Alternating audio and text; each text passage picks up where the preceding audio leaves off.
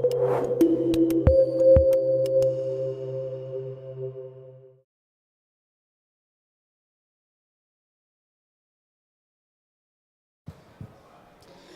morning. Okay, so thanks for coming to the presentation. Let me see if the noise there is okay. I'm going to close the door. Okay, so thanks for coming. I'm happy to present Sergio. I know Sergio since 2013 when we were together in Summit in Barcelona, and we had a very interesting talk. So I decided that I wanted to host Sergio because I'm pretty sure that he's going to tell some interesting stuff. And he's not just a good technical guy, he's also a sportsman. So if you see here outside in the river, sometimes you can see people doing rowing. I would say rowing? Rowing. He's one of those guys. So this is one of his main activities when he's not behind the computer. So please welcome Sergio. Hi. Just to know, who heard about Moreq? Okay, so did you read the 500 pages of Moreq? No. No. Okay, cool. So that's great because my goals are trying to help you in the same problem I have, and I expect that in the end you can, of course, enumerate what is content management that you might know, but then I will speak a bit about records management systems to introduce the goals and history of Moreq 2010 and make some comparison between what's implemented in Alfresco and what's required by Moreq 2010. And this arrived mainly because I had the same problem. When you go to meetings with people about archivists and speaking about records management, especially here in Europe, they all ask, oh, is this compliant with Moreq 2010? And first times I didn't have a clue about what it was. Then I started to go to archivists' talks, and it was not very easy because it was a bit obscure on what it was. Then I decided to make my master's degree, and my thesis is about if it's possible to implement most of the norms and related to records management with open source software. And Moreq 2010 is one of it, and I read the specification, and I'm still working on the comparison with Alfresco, and I understand that it's not that difficult to understand what it is and what it contains. So about content management systems, because it's something that normally it's not very clear with the users we have and with the companies we work and even with the guys from the archives. It's of course a computer application, it stores digital content, we should have access to multiple users, and we have some examples of digital content like records or web content or other kinds of documents. So we have content management systems like web content systems, ECM, or records management systems. A record, as defined by one of the ISO standards, it's information created, received and maintained as evidence and as an asset by organization or person in pursuit of legal obligations or in the transaction of business. So it's a piece of information that has value and that should be managed and in order to be used for legal obligations or government obligations and so on. Records management, it's the field of management that is responsible to manage the records, including several fields that are commonly defined, like the creation, receipt, maintenance, disposition of records, process for capturing and maintaining evidence about the information that is stored as records. So, a record management system, it's of course an information system that helps us to manage records. Typical features of a records management system are things like storing entities, providing aggregation, selection tables, handling retention and disposition schedules, and of course doing all this to users and groups with permissions. What's a retention schedule? A retention schedule, it's the schedule that you are obligated to maintain the record during an amount of time according to a file plan. Mm-hmm. For example, here in Portugal, if you have an invoice, you should keep it for 5 years, yeah, something like that. And they are different according to the documents. Mm-hmm. Moreq means modular requirements for record systems. It was created by DLN Forum. DLN Forum it's an organization that was sponsored by European Communion, and it was created mainly by archivist institutions for European governments. They wanted to create a worldwide reference for records management system requirements, so it's nothing more than defining concepts, architecture, and very detailed requirements on what should be a records management system. And in the last versions, like 2010, they have also a set of tests to verify if the system is compliant with Moreq 2010, and also export formats for records. So, Moreq history, well, it started in 2005 with Moreq, when the European Commission sponsored the creation of the DLN Forum. And then in 2008 they made the second iteration, second version. All these versions were funded by European Community. On the second version they included the test sets that guarantees that your system, or that the system is compliant to Moreq. They added also a metadata model, like the ones that exist, like one more, like doubling core or something like that, but specific to records. And they defined also an XML schema for that metadata model. And they created the Moreq governance board to give some more structure to the organization of the standard. Then in 2010, they created a new version, and they made several changes in structure and concepts, mainly in name of the concepts. For example, they turned model requirements to modular requirements. So Moreq 2010, it's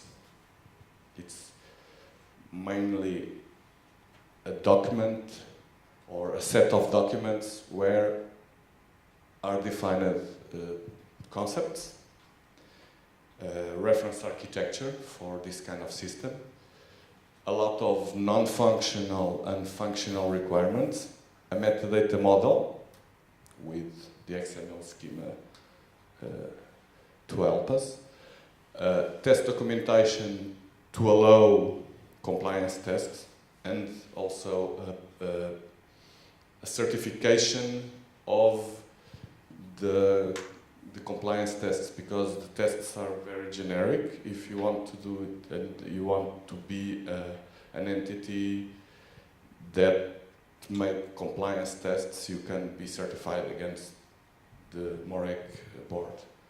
And then you have, they define that there is a lot of, a bit of optional modules and an explanatory test, and also an export format. So they define the concept of MCRS. MCRS is the compliance of the system with the Moreq. So if a system is compliant, it's called Moreq compliant record system. And it relies mainly on have the same modular architecture, the same key concepts, fulfill all defined requirements, functional and non-functional requirements, and pass Moreq test framework. Moreq test framework, as I said, it's a document that defines the set of tests, and if you want to be Moreq compliant record system, the tests should be done by a certified entity against Moreq 2010 board, governance board. Well, about Alfresco in Moreq 2010, I realized that, well, I am still in the work of trying to understand if at what level Alfresco is compliant with Moreq 2010. It's a big piece of work, because there are a lot of requirements and tests to be done, but because this session, it's a high-level session, we're gonna focus on, oh, I changed, it's not the correct slide. I'm not gonna change it now, but okay, so the architecture of Moreq 2010, it's based on two main concepts, entities and services. Entities, it's the information managed by the system. Main entity types are record entities and user entities, and services are implementations that manage entities. So, Alfresco module architecture, it's very connected to the way Moreq defines things, so with a bit, some differences on the name of the modules and on the systems, but the main concepts exist, implements Moreq 2010. In my opinion, it's a bit different on the names. Entities are Alfresco nodes, so most of the things are inside Alfresco are Alfresco nodes, like users, groups, and that's what the Moreq 2010 tells that you need to have to be compliant. And all entities, like Moreq 2010 tells, have a set of properties, can have their own model. And services, Alfresco, it's an architecture internally made with services that we can turn on, turn off. More and more it's created with services that are decoupled from the internal implementation in Java, and they not map directly with Moreq 2010 main services, but it's a matter of some overlap between them and names. So entities are Alfresco store entities as nodes, and all the entities can have their own metadata model. And just like in Moreq 2010, all entities have associated permissions, and we have history and audit associated with the nodes and the records in records management, so it's completely compliant with Moreq 2010. And as in Moreq 2010, a record can have digital content or not. So in the main concept, we are very close to Moreq 2010, to be Moreq 2010 compliant. So services, it's an architecture that it's not completely new to Alfresco. So we have a bunch of core services. They define the concept, or they use the concept of part of these services should be pluggable. And then we have extension models. Services they define. So they define the main services with this picture. For them, the central service, because it's a records management, it's the record service that most of the things we have implemented in Alfresco governance or records management module or extension. And then we have a set of additional services that are important for Moreq for 2010, and they all exist in Alfresco. For example, we have a user and group services, we have a model role, we have roles that can be extended, but in records management, most of the roles that are defined in Moreq 2010 exist in records management roles. Classification service, model metadata service, disposal scheduling service, disposal holding, search and reporting, all this exists. Export service in Alfresco, of course it exists, but the format, it's not the exact format that Moreq 2010 defines as the format to export. That slide, it was because I might have changed the slide version, but and I put it here a sort of what do we have inside Moreq 2010 definition and Alfresco. So for classification, Moreq 2010 define a hierarchy of classes. That's the file plan we have with aggregation in the end. And classes on Alfresco records model, it's organized in a hierarchical way, and we have the last record that might correspond to Moreq 2010 aggregation. Even if I had some archivists here, they might tell me that it's not the exact same thing, but we can also do an aggregation as a link between different records. Retention and disposal. So Moreq 2010 associate a class in the hierarchy with the retention, disposal and schedule, and every record that it's classified on the hierarchy should inherit the same schedule. That's the exact same thing that we have in Alfresco records management.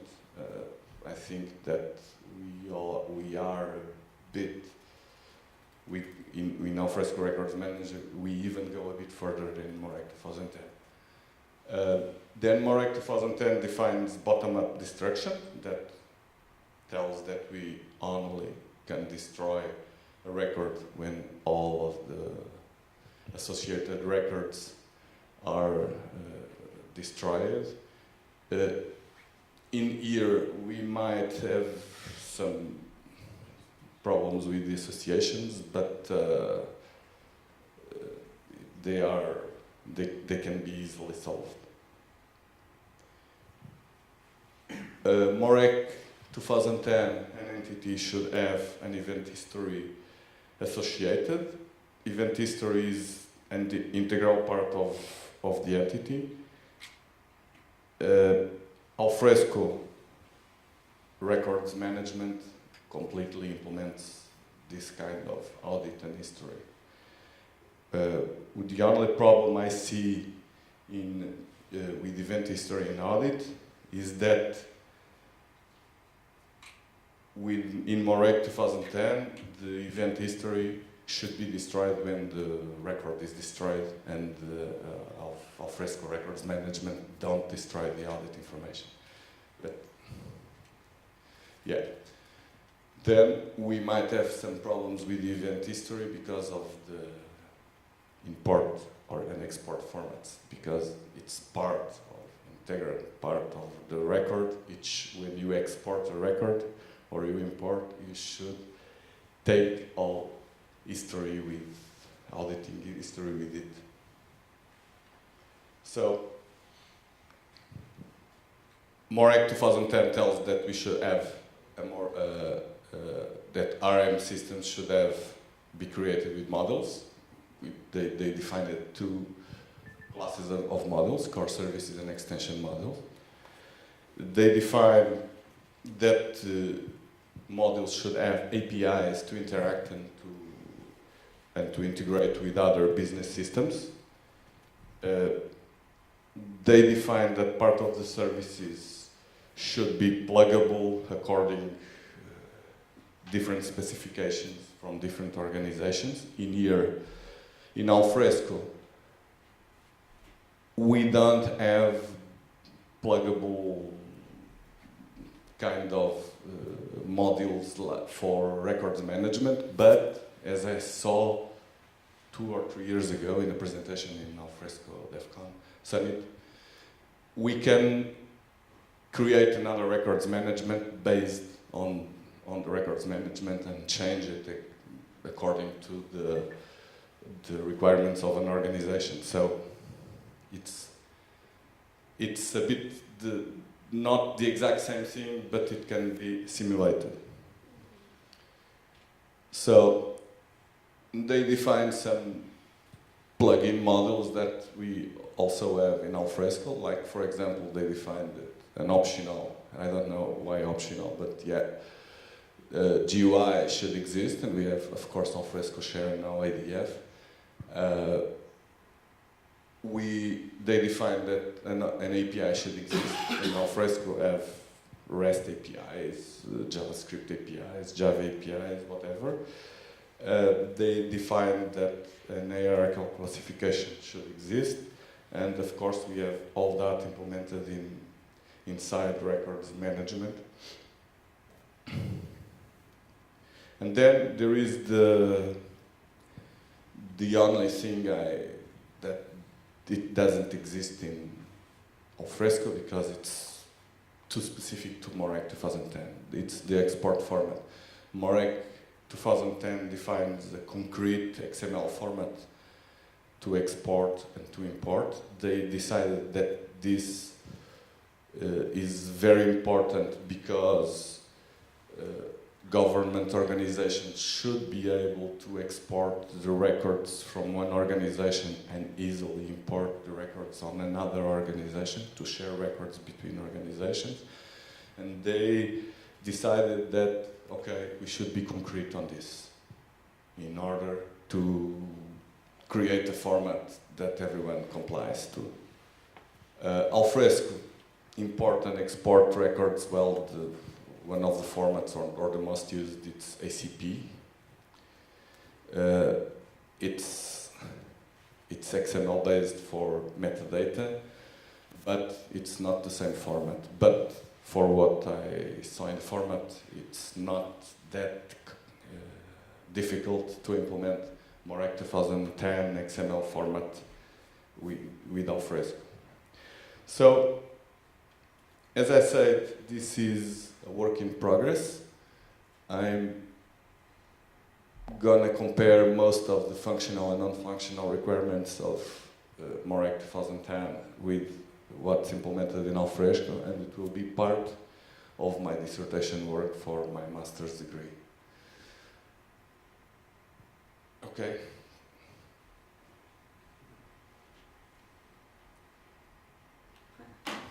Thank you.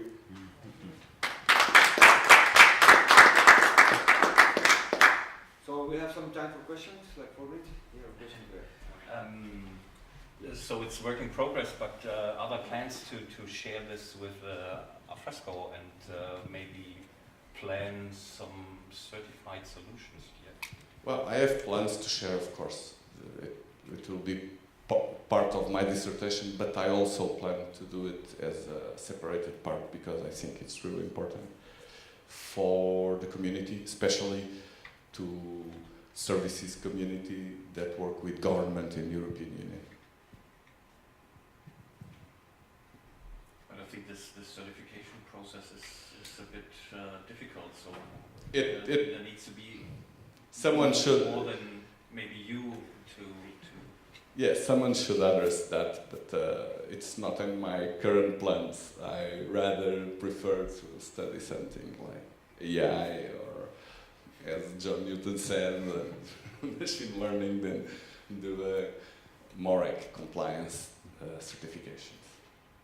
So with the certification, is it the vendor solution that's certified, or the install, the instance in the institution that has it?